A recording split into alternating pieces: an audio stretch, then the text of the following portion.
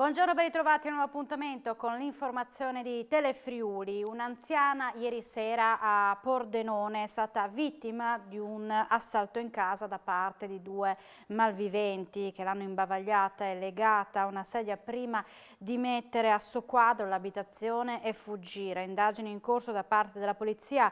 A parlare il questore, daremo un volto e un nome agli autori del gesto. Stati attimi di assoluto terrore quelli vissuti da una donna di 79 anni ieri sera a Pordenone. Era sola nella sua casa di Via Piave, nel quartiere di Torre. Il marito era uscito quando due malviventi, con accento straniero e il volto travisato, dopo aver scavalcato la recinzione, hanno trovato la signora in cortile, l'hanno fatta entrare in casa imbavagliata e legata a una sedia. Così l'ha trovata la figlia attorno alle 19:30, allarmata perché la madre non rispondeva al telefono, si è recata direttamente da lei, vedendo fuggire i due uomini. L'anziana, che non ha subito particolari percossi, era sotto shock. Subito sono state allertate le forze dell'ordine e il personale medico, che ha preso in carico l'anziana per gli accertamenti in ospedale.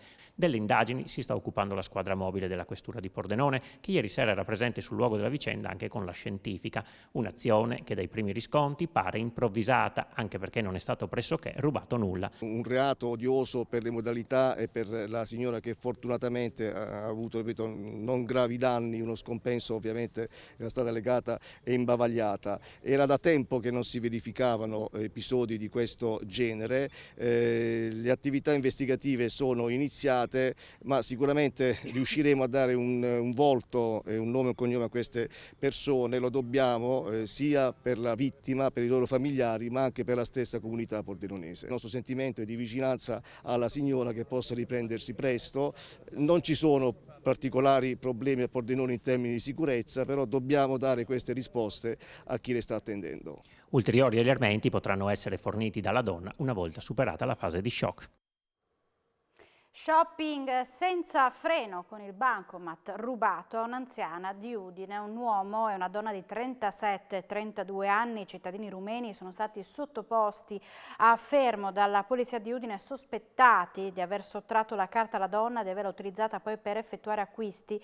Le indagini condotte dalla squadra mobile sono partite dopo la denuncia di furto, utilizzo indebito della tessera presentata dalla vittima in questura Udine. L'anziana è stata avvicinata dalla coppia il 2 febbraio mentre effettuava un prelievo allo sportello bancomat. L'uomo aveva simulato di compiere un'operazione allo stesso sportello per captare il codice segreto dell'anziana, mentre la complice attirava l'attenzione della vittima gettando a terra una banconota e fingendo che fosse caduta proprio a lei. Quando la donna si è chinata per raccogliere il denaro, l'uomo le ha sortato il bancomat sostituendolo con uno dello stesso istituto di credito rubato nello stesso modo il giorno prima in Veneto. La coppia è stata bloccata il 5 febbraio dalla Polizia Stradale di Palmanova e trovata in possesso di documenti rumeni contraffatti di circa 1.500 euro in contanti, nonché di numerosi e costosi capi di abbigliamento, articoli per la casa, generi alimentari, in parte acquistati con il bancomat rubato. Il fermo per furto aggravato, ricettazione, indebito utilizzo da parte di carte di pagamento e sostituzione di persona è stato convalidato ieri dal giudice, che ha disposto la custodia cautelare in carcere. Le indagini proseguono per accertare la responsabilità della coppia in altri furti avvenuti con le stesse modalità in altre zone del centro e nord Italia.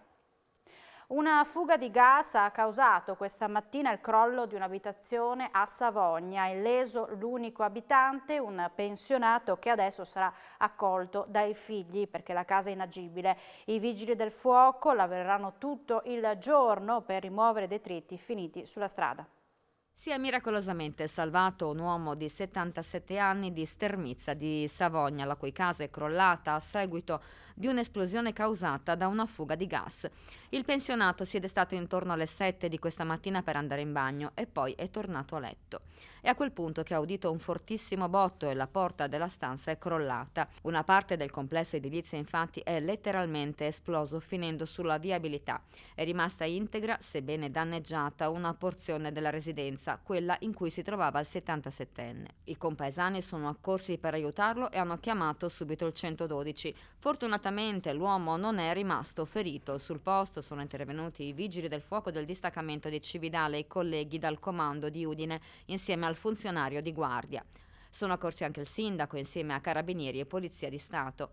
Le cause dell'esplosione sono in corso di accertamento, ma sono comunque legate alla saturazione di gas dell'ambiente.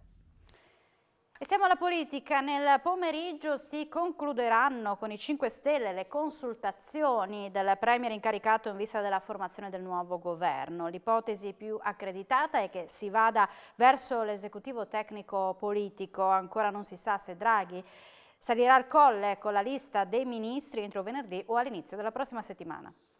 Oggi ultimo giorno di consultazioni delle forze politiche per Mario Draghi, che concluderà il confronto nel tardo pomeriggio con il Movimento 5 Stelle. Dalle parole riferite dai parlamentari, che si sono già raffrontati con il premier incaricato, emergono 5 punti chiave del nuovo governo: sanità, lavoro, imprese, scuola e ambiente. 3 sarebbero invece le riforme in programma: fisco, giustizia civile e pubblica amministrazione. L'ipotesi al momento più accreditata è che si vada verso un governo tecnico-politico, ma senza leader nell'esecutivo, anche se nelle ultime ore la Lega ha avanzato il nome di Matteo Salvini. Fino ad ora si era parlato tra i ministri di Giancarlo Giorgetti. Il Carroccio e il Movimento 5 Stelle spingono comunque per un governo politico. E proprio a Telefriuli il deputato friulano pentastellato Luca Sut ha fatto sapere, alla vigilia del confronto, che il movimento sarà con Draghi se resteranno al centro dell'impegno politico questioni come il reddito di cittadinanza, l'innovazione e l'ambiente. Nemmeno sulle tempistiche ci sono al momento certezze. Draghi potrebbe salire al colle con la lista dei ministri tra giovedì e venerdì, ma non è escluso che tutto sia rinviato all'inizio della prossima settimana. Quanto ai primi atti del nuovo governo, ci sono in ballo il nuovo DPCM e poi la scadenza del 15 febbraio per quanto riguarda il divieto di spostamento tra le regioni. Sarà da decidere se confermare o meno il provvedimento. Il governo dovrà esprimersi anche sulla riapertura degli impianti sciistici. Il Comitato Tecnico Scientifico ha dato il via libera al protocollo presentato dalle regioni alpine per l'avvio della stagione in sicurezza, ma l'ultima parola spetta all'esecutivo. Tra i temi emersi in questi giorni, anche la scuola. Si starebbe valutando l'ipotesi di allungare il calendario per recuperare i giorni persi a causa del Covid.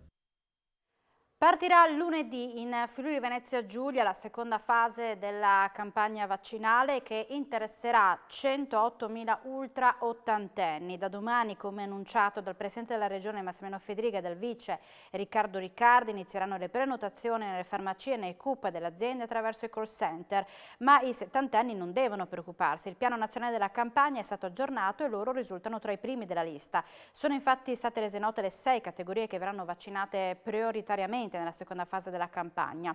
Innanzitutto i soggetti considerati estremamente vulnerabili per particolari patologie indipendentemente dall'età, poi le persone tra i 75 e i 79 anni, tra 70 e 74, persone con particolare rischio clinico dai 16 ai 69 anni, persone tra 55 e 69 anni senza condizioni che aumentino il rischio clinico, persone tra 18 e 54 anni senza aumentato rischio clinico. Alle prime 5 categorie saranno somministrati gli antidoti Pfizer e Moderna, alla sesta quello di AstraZeneca. Ubriaco, aggressivo e senza mascherina, un 64enne di Trieste è stato denunciato dalla Polizia di Stato dopo aver molestato alcuni passanti in via Sette Fontane. L'uomo, un triestino visibilmente alterato dai fumi dell'alcol, si è rifiutato di indossare la protezione individuale e alla vista degli agenti chiamati dai cittadini si è rifiutato di fornire le proprie generalità. Oltre ad essere stato deferito per non aver fornito un documento di identità, l'uomo è stato anche sanzionato per ubriachezza e per aver violato la normativa antipandemica. A Udine continua l'opera di valorizzazione di angoli storici della città. In Vicolo degli Impiccati è stata ultimata la pavimentazione della via rimuovendole l'arciottolato che poi è stato riutilizzato. A Udine il Vicolo degli Impiccati, nel centro della città, ha una sua storia e il suo aspetto va mantenuto anche dal punto di vista dell'asfalto.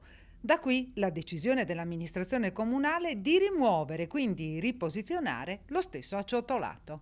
L'acciottolato era il modo per pavimentare le strade, per passare in pratica dalle strade col fango a quelle invece con una superficie resistente per permettere alle persone di camminare e anche ai carri di poter passare.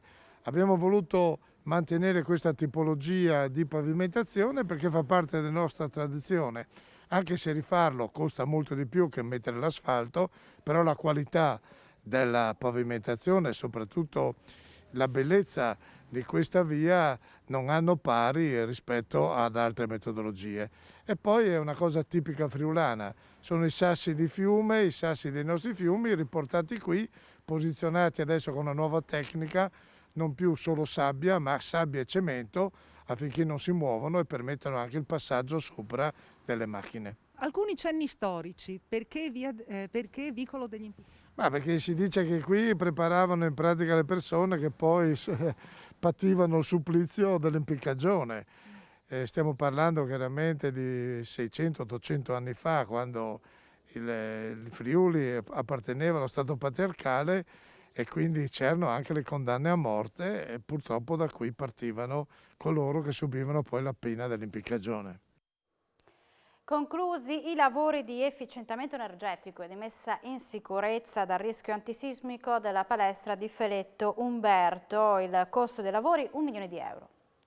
Mi trovo a Feletto, alle mie spalle la palestra dove si sono appena ultimati i lavori di efficientamento appunto dello stabile. Io credo che questo sia un segnale importante anche della vitalità della nostra amministrazione, che nonostante tutte le difficoltà legate anche ai tempi di Covid ha continuato tutte le opere che aveva in programma. Una di queste è l'efficientamento, la ristrutturazione di questa palestra che è a servizio di tutto il complesso scolastico delle scuole primarie di Feletto, delle scuole medie di tutto il comune e anche delle associazioni sportive. L'intervento è un intervento che si è mosso su 2 assi, uno per quanto riguarda il risparmio energetico e l'altro per quanto riguarda l'efficientamento energetico e la ristrutturazione sismica. L'intervento ha quotato quasi 1 milione di euro, circa 920.000 euro, tutti interamente finanziati da fondi regionali e del Ministero. Siamo in chiusura, subito dopo la pubblicità appuntamento con A Voi la Linea, il telegiornale ritornerà in diretta alle 16:30. Buona giornata.